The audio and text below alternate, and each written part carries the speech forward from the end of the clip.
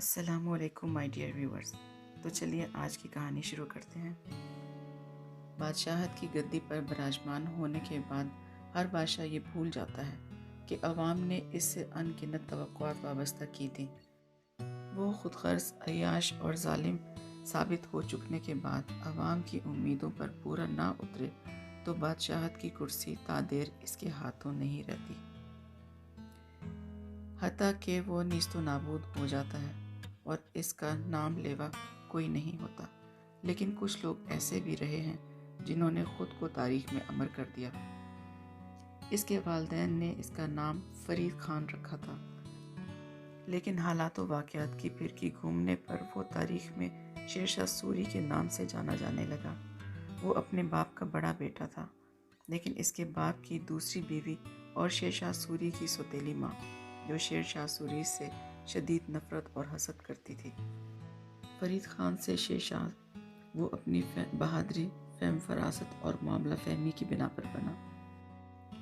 اس نے بہار کے حاکم سلطان محمد کی ملازمت کی اور شکار میں اس کی جان اس وقت بچائی جب ایک شیر اس پر حملہ کر رہا تھا۔ سلطان محمد نے اس کی بہادری پر اسے شیر شاہ کا خطاب دیا۔ ابراہیم لودھی، جو کہ اس وقت تقریباً آدھے ہندوستان کا حکمران تھا، نے ہر علاقے میں اپنے حاکم مقرر کیے تھے۔ جونپور کا حاکم امیر جمال خان تھا، جس کے یہاں شیر شاہ سوری کے والد حسن خان ملازمت کرتے تھے۔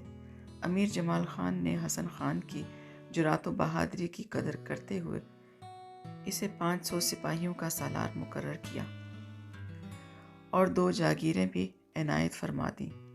فرید خان بہت ذہین تھا۔ اس نے 3 برسوں میں فارسی پر عبور حاصل کر لیا۔ اس کے علاوہ ادب، تاریخ اور مذہب میں بھی خاصی دسترس حاصل کر لی۔ حقیقت یہ ہے کہ اس زمانے میں پٹھانوں میں لکھنے پڑھنے کا شوق نہیں پایا جاتا تھا۔ پٹھان جنگجو تھے اور فوج میں ہی اپنی ذہانت و شجاعت کے جوہر دکھایا کرتے تھے۔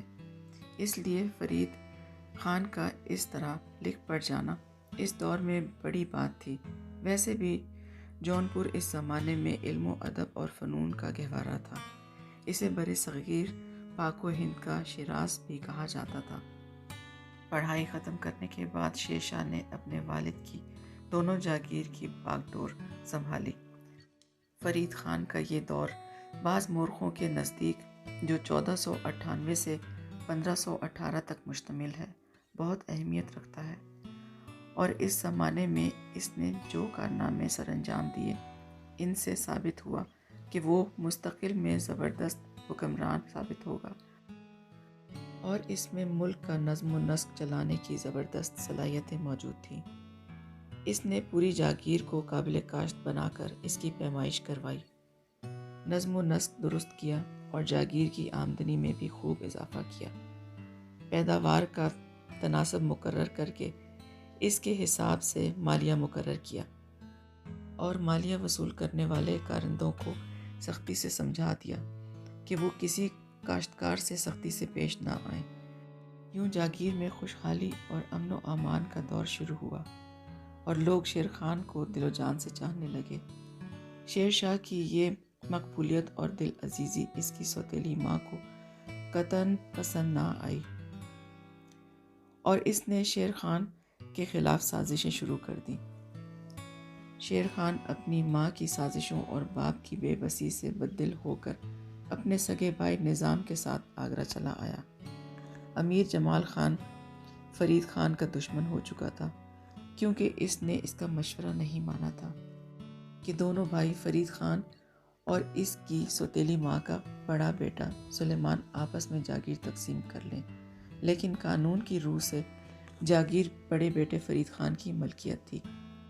فرید خان نے اپنی حیثیت کو مضبوط و مستحکم بنانے کے لیے خوب غور و فکر کے بعد صوبہ بہار کا رخ کیا۔ صوبہ بہار پہنچنے پر شیر شاہ سوری نے جہاں درخان توہانی کی ملازمت اختیار کی، جو کہ سلطان محمد کے لقب سے حکومت کر رہا تھا، اور اسی سلطان محمد کی شیر سے جان بچانے پر اسے شیر شاہ کا لقب دیا اور اس کے منصب میں بھی اضافہ کیا۔ شیر خان نے حالات کو سنبھالا دینے کے لیے بہتر یہی سمجھا کہ وہ واپس اپنی جاگیروں پر چلا جائے۔ اس نے نہ صرف اپنی جاگیریں واپس لیں بلکہ جون پور اور آس پاس کے کچھ علاقوں پر بھی قبضہ جما کر اپنی طاقت کی دھاک بٹھا دی، اور اس کے بعد اپریل 1527 کو بابر کی ملازمت کی اور بہت جلد اپنی بہادری، محنت اور ذہانت کے بلبوتے پر ظہیر الدین بابر کے قریب پہنچ گیا۔ لیکن بہت جلد ظہیر الدین بابر بھانپ گیا کہ شیر شاہ بہت خطرناک آدمی ہے اور وہ مغلوں کو ہندوستان سے نکالنے کا ارادہ رکھتا ہے۔ بابر نے شیر شاہ کی کڑی نگرانی کا حکم دیا اور اپنے جاسوس اس کے پیچھے لگا دیے۔ شیر شاہ کو معلوم ہوا تو وہ بھاگ کر اپنی جاگیر پر آ گیا۔ کچھ عرصہ جاگیر پر رہنے کے بعد شیر شاہ کا دل یہاں سے اکتا گیا اور وہ دوبارہ سلطان محمد کے پاس چلا گیا۔ سلطان اس وقت ملک دشمن اور حاسدوں کی چالوں کو سمجھ چکا تھا، اس لیے سلطان نے شیر شاہ کے دوبارہ آنے پر خوب آؤ بھگت کی اور اسے پھر اس کے عہدے پر بحال کر دیا۔ ابھی تھوڑا عرصہ ہی گزرا تھا کہ سلطان محمد حاکم بہار کا انتقال ہو گیا۔ سلطان محمد کے بعد اس کا بیٹا جلال خان، جو کہ ابھی چھوٹا تھا، کو تخت پر بٹھا دیا گیا۔ دوسری طرف ابراہیم لودھی کے بھائی محمود لودھی نے بنگال میں اپنی حکومت بنا رکھی تھی۔ محمود لودھی نے بعض اختلافات کے باعث بہار پر فوج کشی کا حکم صادر کر دیا، مگر اسے شیر شاہ نے شکست فاش دی۔ محمود لودھی نے شیر شاہ کو اپنی آن کا مسئلہ بنایا اور جلال خان کے ساتھ مل کر شیر شاہ کے خلاف سازش شروع کر دی۔ شیر شاہ نے ان کی سازشوں کو اپنے پیروں تلے روند کر بہار پر قبضہ کر لیا۔ وقت کا پہیہ گھومتا رہا اور شیر شاہ سوری نے آہستہ آہستہ اپنی مملکت میں اضافہ شروع کر دیا۔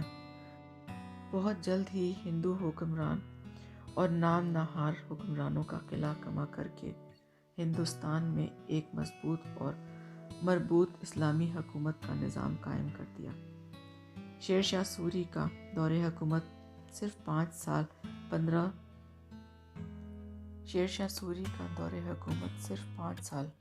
1539 سے 1545 تک رہا، اور اس نے اپنے اس مختصر سے دور اقتدار میں ملک کے نظام میں انقلابی تبدیلیاں برپا کیں اور عوامی بہبود کے لیے بڑے بڑے مؤثر کام سر انجام دیے۔ اور آج بھی سینکڑوں برس گزرنے کے بعد بھی لوگ ان عوامی بہبود کے کاموں کو یاد کرتے ہیں، اور ان کی چھوڑی ہوئی یادگاروں سے آج بھی انسان فائدہ اٹھا رہے ہیں۔ شیر شاہ سوری نے اپنے مختصر سے دور حکومت میں قیام امن، رعایا کی بھلائی، جرائم کا خاتمہ، سلطنت کا استحکام، تجارت میں ترقی، زراعت میں اضافہ اور نظام مالیہ کا اجرا کیا۔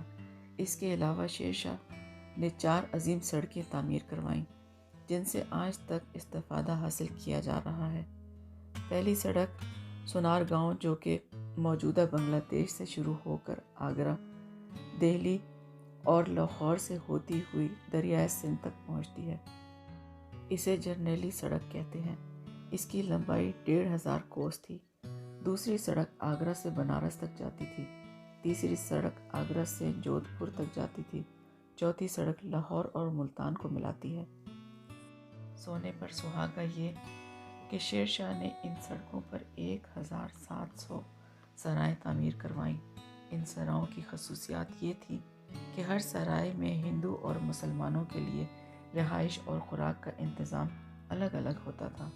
ہر سرائے کے ساتھ مسجد اور کنواں ہوتا تھا۔ سامان کے لیے چوکیدار متعین ہوتے تھے اور دروازے پر پانی کے ٹھنڈے مٹکے رکھے جاتے تھے۔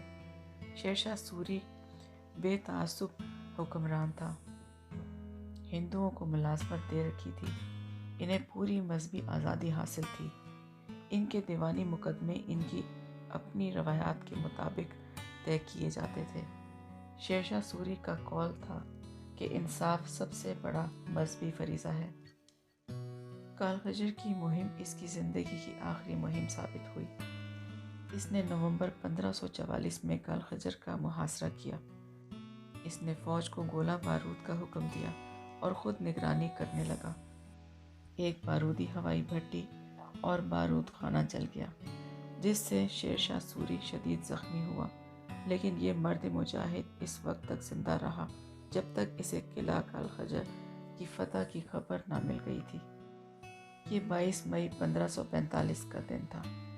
شیر شاہ سوری کا مقبرہ آج بھی سہرام میں فن تعمیر کا ایک عظیم شاہکار ہے۔